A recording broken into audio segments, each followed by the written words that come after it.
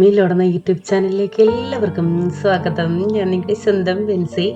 അപ്പോൾ റെഗുലറായിട്ട് വീഡിയോ കാണുന്നവരിപ്പോൾ ചിന്തിക്കുന്നുണ്ടാകും, ഇത് ബെൻസിയുടെ വീടിൻ്റെ പരിസരമല്ലല്ലോ, ബെൻസിയുടെ വീട്ടിൽ നിന്ന് ഇങ്ങനെയുള്ള വ്യൂ ഇല്ലല്ലോ എന്നൊക്കെ ചിന്തിക്കുന്നുണ്ടായിരിക്കും. ഇത് നമ്മുടെ അയൽവാസിയായ ഒരു അമ്മമ്മയുടെ വീട്ടിൽ പോയതാണ്. എൻ്റെ വീഡിയോ ഒക്കെ കാണുമ്പോൾ ഇത് മൾബറി ഇടയ്ക്കങ്ങ് പറയുകയാണ്, പലരുടെയും വീട്ടിലുണ്ടായിരുന്നായിരിക്കാം. ഇടയ്ക്കൊക്കെ നിങ്ങൾ മൾബറി കാണുന്നുണ്ടോ? ഞാൻ ക്യാമറ കൊണ്ടുപോയില്ല, മൊബൈലായിരുന്നു കൊണ്ടുപോയേ, സന്ധ്യാസമയമായിരുന്നു. അപ്പോൾ പഴുത്ത് നിന്നതൊക്കെ ഞാൻ പറിച്ചു കേട്ടോ. ആ പറമ്പിലില്ലാത്തതൊന്നുമില്ല. ഓമ, ഇഞ്ചി, മഞ്ഞൾ, ചേമ്പ്, ചേന, വാഴ, പലതരം ഡ്രാഗൺ ഫ്രൂട്ടുകൾ, അവോക്കാഡോ, ചതുരപ്പുളി എല്ലാം ഉണ്ട് കേട്ടോ. ഇത് സൂക്ഷിച്ച് നോക്കിക്കയറി വവ്വാല് തൂങ്ങി കിടക്കുന്നത് കണ്ടോ? അയ്യോ എൻ്റെ ദൈവമേ, അത് പഴം അങ്ങനെ നിൽക്കുന്നത് കണ്ടിട്ട് എനിക്ക് കൊതിയായിട്ട് വയ്യ. ഇപ്പോൾ ഈ മെയിനായിട്ട് എന്നെ അമ്മമ്മ വിളിക്കാൻ കാര്യം, അമ്മമ്മയുടെ പേര് ആൻസി മാമ ഈ വീഡിയോ കാണുന്നുണ്ട്. അപ്പോൾ ആൻസി മാമ എൻ്റെ ഈ ചേമ്പുംതാളിൻ്റെയൊക്കെ വീഡിയോ കണ്ടപ്പോൾ തൊട്ടേ പറയുന്നുണ്ട്, ഒന്ന് വാ വീട്ടിലോട്ട്, ഇഷ്ടംപോലെ ഉണ്ട്, ആവശ്യത്തിന് എടുത്തുകൊണ്ട് പോകുന്നു.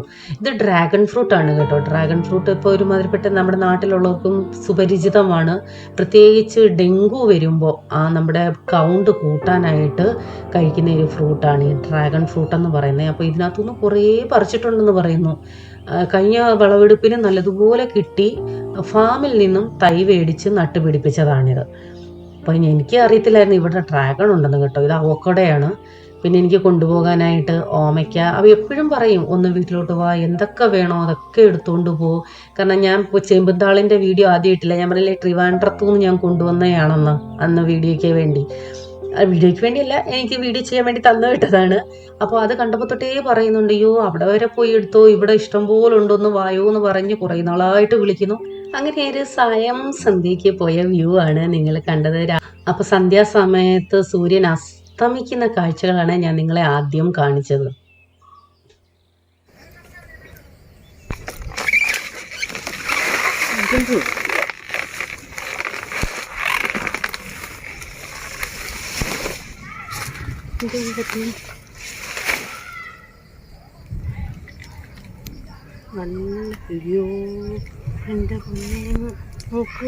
മൊത്തം ഇതാണല്ലോ, എലിയാണല്ലോ. പക്ഷെ കപ്പ എലി തിന്നൊന്നും കേട്ടുണ്ട്. ചേമ്പിന്റെ ഞാൻ ആദ്യമായിട്ട് കാണുമോ.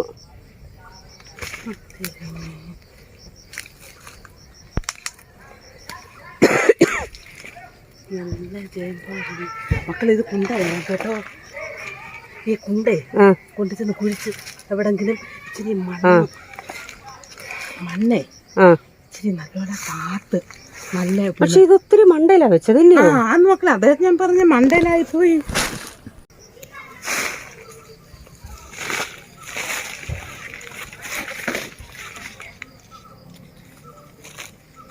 നല്ല മുട്ടൻ ചേമ്പായിരുന്നേ. അതാ പറഞ്ഞ.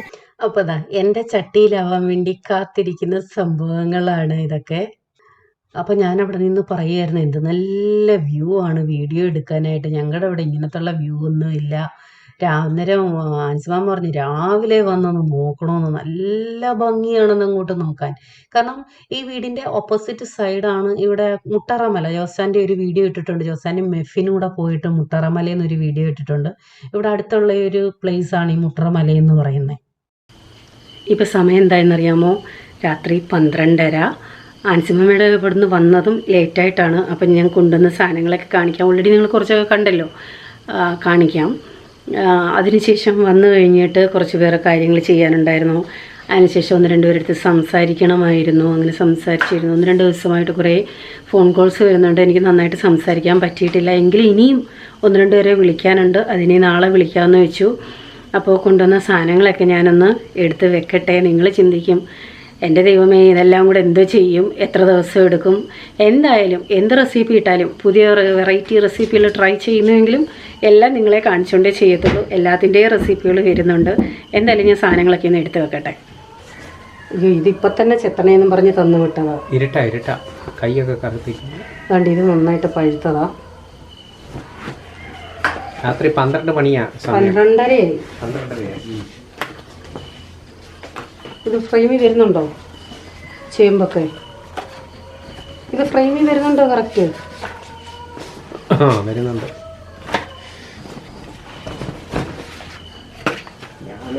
അപ്പം നിങ്ങൾ ചിന്തിക്കും, ദൈവമേ ഇതെല്ലാം കൂടെ എന്ത് ചെയ്യാനാണെന്ന്. സത്യം പറഞ്ഞാൽ എടുത്തപ്പം ഞാനും ചിന്തിച്ചില്ല ഇതൊത്തിരി ഉണ്ടല്ലോ എന്ന്. അമ്മാവ 2-3 ചേമ്പ് പിഴുതു, എങ്കിൽ വേസ്റ്റ് ആക്കണ്ട. എനിക്ക് തോന്നുന്നു പുറത്തൊക്കെ ജീവിച്ചതിൻ്റെ ആയിരിക്കാം. എനിക്ക് ഒട്ടും വേസ്റ്റ് ആക്കാൻ തോന്നില്ല കേട്ടോ. കാരണം ഒരു ഇല പോലും ഞാൻ എടുത്തായിരുന്നു പരിപ്പ് കറി പോലെ വെക്കാനായിട്ട്. പക്ഷെ കൊണ്ടുവരാൻ പറ്റാഞ്ഞുകൊണ്ട് ഇല ഞാൻ എടുത്തില്ല. ഈ തളിരില ഞാൻ എടുത്ത് വെച്ചായിരുന്നു.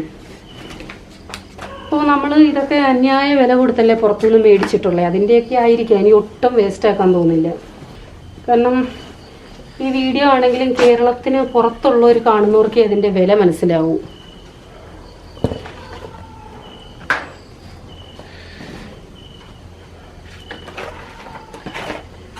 ഓമയ്ക്കൊന്നും കാണുന്നില്ല. അത് വീഡിയോ എടുത്താൽ മതി. അല്ലാതെ കയ്യിൽ പിടിച്ചു.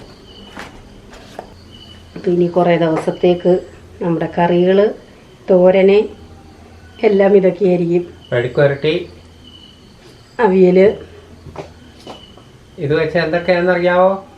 ഇനിയിപ്പം അയലോകത്തുകാരൊന്നും ഇവിടെ ആടിനെ വളർത്തത്തില്ല കേട്ടോ. ഉള്ള കാടല്ല ഇവിടെ ഉണ്ട്. അതുകൊണ്ട് ഇത് നോക്ക്. നിങ്ങൾ കണ്ടോ? ഇത് ഇങ്ങോട്ടൊന്ന് പിടിക്കാം. ഇത് കണ്ടോ? ഇഞ്ചിക്കാട് വരെ കൊണ്ടുവന്നിട്ടുണ്ട്. ഇത് തോരൻ വെക്കാനാണ്. അത് നടാനാണ്. ഒരു മൂട് നാടൻ ഇഞ്ചി. ഞാൻ അൽസിമാടുത്ത് പറഞ്ഞത് അമ്മമ്മ കിളയ്ക്കുമ്പം എനിക്ക് വിത്തിന് വേണ്ടി 2 ഇഞ്ചി തരണേ, 2 എണ്ണം മതി മൂട് പിടിപ്പിക്കാനായിട്ടെന്ന്. അന്നേരം തന്നെ ഞാൻ അടുത്ത് നിന്നേ അതിങ്ങ് പിഴുതു. പിഴുതിട്ട് ഞാൻ ഇഞ്ചിയില ഇതുവരെ തോരൻ വെച്ചിട്ടില്ല. ഇത് നടാൻ വേണ്ടിയാണ്. നാടൻ ഇഞ്ചിയാണ് കേട്ടോ. മറ്റേ സഞ്ചി കൂടി എടുത്തു. നാടൻ ഇഞ്ചി ഇതെല്ലാം ചേമ്പാക്കി. ഞാൻ വിചാരിച്ച ചീനിയായിരിക്കും. അവിടെ നിന്ന് 2-3 ചേമ്പ് അൻസമാമ പിഴുതയാണ്. അപ്പം ഞാൻ ആദ്യമായിട്ടാണ് ചേമ്പെലി തിന്നുന്നത് കാണുന്നത്. അപ്പോൾ എല്ലാം എലി തിന്നു തുടങ്ങി. ചേമ്പിന് കിഴങ്ങുവർഗ്ഗം എന്ത് കിട്ടിയാലും തിന്നത്തില്ല. അല്ല, ഞാൻ കപ്പ എലി തിന്നുന്നതറിയാം. ചീനി ചേനയും തിന്നും. അതെനിക്കറിയില്ല. ഞാൻ ആദ്യമായിട്ട് കാണുക. തിന്നും. ഇതെന്തോ ചേമ്പ്. അത് ആ ചേമ്പ് മൂടിഞ്ഞെടുക്ക്. ചേമ്പും തട 2 എണ്ണം കൊണ്ട് നടാനായിട്ട് ഞാൻ കാണിക്കാം. അതാ സഞ്ചി തന്നെ ഇരുന്നോട്ടെ. അല്ല, ഇത് വലിയ 2 ചേമ്പും തടയാണേ.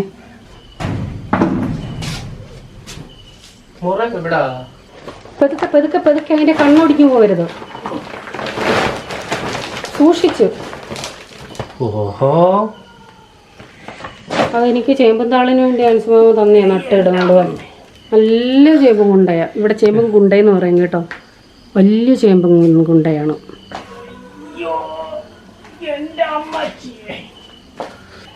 വെയിറ്റ് എടുക്കാനുള്ള സ്ഥലം അല്ലത്. ഞാൻ കുഴിയെടുത്ത് നട്ടോളാം. അതോ നട്ടോളാം. ഇനി ഇലക്കെങ്ങും പോണ്ട. അത് നട്ടാ മതി. നിങ്ങളുടെ വീട്ടിലെ എന്ത് കാടുണ്ടെങ്കിലും ഞങ്ങൾക്ക് തന്നാൽ മതി. ഇവിടെ തോരനാക്കും. അത്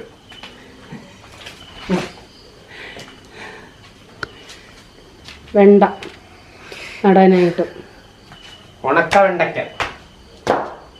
ഇവിടെ അടുത്തൊരു അമ്പലമുണ്ട് കേട്ടോ. അവിടെ നിന്നാണ് ഗാനമേളയാന്ന് തോന്നുന്നു. പാട്ടൊക്കെ കേൾക്കുന്നു. ഉത്സവമാണ്. അതിൻ്റെ പാട്ടൊക്കെയാണ്. അപ്പം ഞാനിതെല്ലാം ആ സഞ്ചിക്കകത്ത് തന്നെ ഇട്ടങ്ങ് വെക്കുക. ഫ്രിഡ്ജിനകത്ത് നാളെ ഒതുക്കി കഴുകി വൃത്തിയാക്കി നാളെ ഫ്രിഡ്ജിൽ വെക്കാം. ഇനി ഫ്രിഡ്ജിൽ വെക്കാൻ ഞാൻ ഒത്തിരി സമയം പോകും. എനിക്ക് വേറെയും കുറച്ച് കാര്യങ്ങളൊക്കെ ചെയ്ത് തീർക്കാനുണ്ട്. അതുകൊണ്ട് തൽക്കാലം ഇതിൽ തന്നെ ഇരിക്കട്ടെ. അപ്പോൾ ഇവിടെ വെക്കാമെന്നാണ് വെച്ചത്. പിന്നെയും വിചാരിച്ച് വേണ്ട, അകത്തെടുത്ത് വെക്കാമെന്നേ. ഓമയ്ക്ക ഇവിടെ ഇരിക്കട്ടെ. ചേമ്പ് മാത്രം എടുത്തകത്ത് വെക്കാം.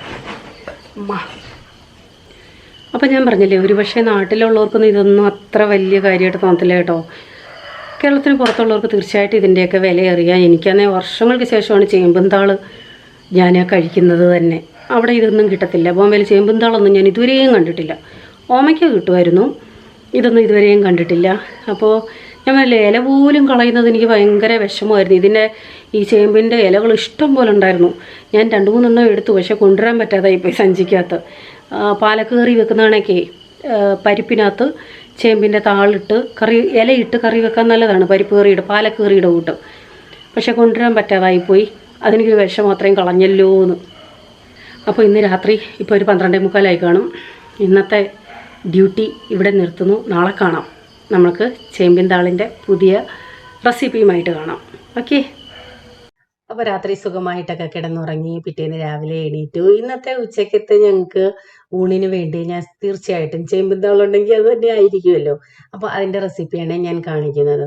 ചേമ്പിൻ താള് നന്നായിട്ട് അതിൻ്റെ മുകൾ ഭാഗം ചീകി കളഞ്ഞ ശേഷം കഴുകി വൃത്തിയാക്കി ഇതുപോലെ നീളത്തിൽ അരിഞ്ഞു വെച്ചിട്ടുണ്ട്. അപ്പോൾ എങ്ങനെ വേണമെങ്കിലും നിങ്ങൾക്കറിയാം, വട്ടത്തിലോ നീളത്തിലോ എങ്ങനെ വേണേലും. അപ്പോൾ വെളിച്ചെണ്ണ തന്നെ ഇതിനെടുക്കണം. എങ്കിലാണ് ഞാൻ ആ പറഞ്ഞിരുന്ന നാടൻ ടേസ്റ്റ് കിട്ടുന്നത്. ഇനിയിപ്പം വെളിച്ചെണ്ണ ഇല്ല ചേച്ചി, മറ്റുള്ളതിൽ ട്രൈ ചെയ്തോട്ടെ എന്ന് ചോദിച്ചാൽ ട്രൈ ചെയ്യാം കേട്ടോ. പക്ഷെ വെളിച്ചെണ്ണയുടെ ഒരു ടേസ്റ്റ്, ഒരു പ്രത്യേക ടേസ്റ്റാണ് ഈ കറിക്ക്. വെളിച്ചെണ്ണ ഒഴിച്ച ശേഷം ലേശം കടുകിട്ട് പൊട്ടിയ ശേഷം ഞാൻ ഒരു 4-5 അല്ലി വെളുത്തുള്ളിയെ എടുത്തിട്ടുള്ളൂ. ആ വെളുത്തുള്ളി ഇട്ട് ഒന്ന് മിക്സ് ചെയ്ത ശേഷം ഇതിന് നമുക്ക് കൊച്ചുള്ളി തന്നെയാണ് വേണ്ടത്. കൊച്ചുള്ളിയാണ് ടേസ്റ്റ് കൂടുതൽ. കൊച്ചുള്ളി ഇല്ല എന്നുണ്ടെങ്കിൽ സവാള എടുക്കാം. ഞാൻ കുറച്ച് കൊച്ചുള്ളി പിന്നെ ഒരു സവാള അങ്ങനെയാണ് ഞാൻ എടുത്തിരിക്കുന്നത്. നമ്മുടെ ഈ മെഴുക്ക് പുരട്ടിയാണ് ഞാൻ ചെയ്യുന്നത്. വേറെ ഒരു ഇൻഗ്രീഡിയൻസും ഇല്ല. ചേമ്പന്താളും കൊച്ചുള്ളിയും കറിവേപ്പിലയും പച്ചമുളകും മാത്രമേ ഉള്ളൂ. ഇനി പച്ചമുളക് പോരാ, നിങ്ങൾക്ക് മുളക് പൊടി വേണം എന്നുണ്ടെങ്കിൽ മുളക് പൊടി ഇട്ട് കൊടുക്കാം. മഞ്ഞ കളർ വേണമെങ്കിൽ മഞ്ഞപ്പൊടി ഇട്ട് കൊടുക്കാം. ആദ്യം കൊച്ചുള്ളി സവാള ഒരു ഇത്തിരി ഒന്ന് വഴണ്ട ശേഷം നമുക്ക് അതിലേക്ക് ഈ അരിഞ്ഞു വെച്ചിരിക്കുന്ന ചേമ്പിൻതാൾ ഇട്ട് നല്ലതുപോലെ ഒന്ന് ഇളക്കി യോജിപ്പിക്കണം. ഇത്രയും ചേമ്പിൻതാൾ കണ്ടിട്ട് അയ്യോ ഒന്ന് ചിന്തിക്കേണ്ട, ഇത് വയന്ന് വരുമ്പോൾ അങ്ങ് താഴും കേട്ടോ. ആവശ്യത്തിന് ഉപ്പ് കൂടി ചേർക്കണേ. എന്നിട്ട് നമുക്ക് നല്ലതുപോലെ ഇളക്കി യോജിപ്പിച്ച ശേഷം അടച്ചു വെച്ച് ആവിയിലൊന്ന് വേവിച്ചെടുക്കാം. ചേമ്പിൻതാൾ എടുക്കുമ്പോൾ പ്രത്യേകം ശ്രദ്ധിക്കണം, നല്ല മുറ്റിയ വലിയ തണ്ട എടുക്കാവൂ. ഞാൻ ഇതിനകത്ത് ചെറിയ തണ്ടുകളും എടുത്തിട്ടുണ്ട്, പക്ഷെ അത് ചൊറിയാൻ ചാൻസ് ഉണ്ട്. മുറ്റിയതാകുമ്പോൾ അങ്ങനെ ചൊറിയത്തില്ല കേട്ടോ. അപ്പൊ ചൊറിച്ചില് പോലെ അങ്ങാണം നമുക്ക് തോന്നുവാണെങ്കിൽ അതില്ലാതാക്കാനാണ് ഈ പുളി ഇട്ട് കൊടുക്കുന്നത്. ഞാനും ഇതിനകത്ത് ഒരു കഷ്ണം കുടംപുളി ഇട്ടിട്ടുണ്ട്. അപ്പൊ എൻ്റെ അടുത്ത് കഴിഞ്ഞ വീഡിയോ കണ്ടിട്ട് പലരും ചോദിച്ചു ചൊറിയുന്ന ചേമ്പും ചൊറിയാത്തത് എങ്ങനെ തിരിച്ചറിയാമെന്ന്. അത് എനിക്കും അറിയില്ല കേട്ടോ. നമ്മുടെ വലിയ ചേമ്പും വിത്ത് കിട്ടുന്ന ചേമ്പും തടയെല്ലാം, ആ ചേമ്പിന്റെ താളെല്ലാം വീട്ടിൽ ചെയ്യാറുണ്ടായിരുന്നു. ആ ഒരു ഇത് കൊണ്ടാണ് ഞാനും അങ്ങനെ ചെയ്യാൻ തുടങ്ങിയത്. അപ്പൊ എനിക്ക് പേഴ്സണലായിട്ട് മനസ്സിലായത്, ഇത്തിരി തളിരായിട്ടുള്ള താള് എടുത്താൽ, അതായത് ഒത്തിരി മുറ്റാത്ത താള് എടുക്കുമ്പോൾ അത് ചൊറിയും. നല്ല വലിയ മുറ്റിയ താള് എടുക്കുമ്പോൾ ഒട്ടും ചൊറിച്ചിലില്ല. അപ്പൊ ഇതിങ്ങനെ അധികം തീ ഇടാതെ തീ കുറച്ചിട്ട് ആവിയിൽ വേവിച്ച് ഇങ്ങനെ ഇളക്കി ഒന്ന് വെന്ത ശേഷം നമുക്ക് തുറന്നിട്ട് മെഴുക്ക് പുരട്ടി പോലെ ഈർപ്പമൊക്കെ ഉണ്ടെങ്കിൽ ഒന്ന് വറ്റിച്ചെടുക്കുക. ഇത്തിരി ഈർപ്പം കാണും, കാരണം നമുക്ക് താളാണല്ലോ. മുഴുവനായിട്ട് അങ്ങ് വെള്ളം പറ്റി നല്ല ക്രിസ്പി ആയിട്ടൊന്നും ഇത് കിട്ടത്തില്ല. അല്ലാത്ത തന്നെ മെഴുക്ക് പുരട്ടിയാണിത്. നല്ല ടേസ്റ്റിയാണ് സംഭവം. പ്രത്യേകം ഈ നല്ല മുറ്റിയ ചേമ്പിൻതാൾ എടുക്കാൻ ശ്രമിച്ചാൽ മതി. കാരണം എനിക്കൊരു ചെറുതായിട്ടൊരു ചൊറിച്ചിൽ ഫീലായി. അത് മറ്റൊന്നുമല്ല, നിങ്ങൾ കണ്ടു കാണുമല്ലോ വീഡിയോയ്ക്കകത്ത് ഒത്തിരി മുറ്റാത്ത തണ്ടുകൾ ഉണ്ടായിരുന്നല്ലോ.